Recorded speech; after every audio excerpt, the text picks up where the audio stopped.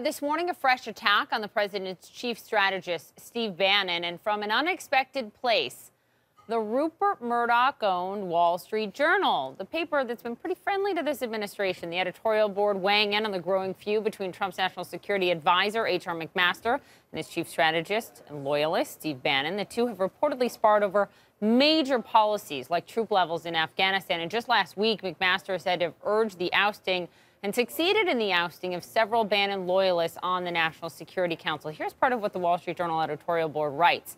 The former Breitbart publisher has been a White House survivor, but his warring habits have also been responsible for much of the White House dysfunction. And I think the cause of the Journal's concern is that Bannon, unlike McMaster and some of Trump's other advisors, has almost an isolationist view of American foreign policy. And even though Bannon doesn't have the kind of national security credentials you'd expect from somebody who was once on the National Security Council, he has a very clear idea of how he thinks America should behave abroad, and it's different than other people in the White House think, and it's different than the view generally put forward by the Wall Street Journal's editorial board. Sure, that's a good point.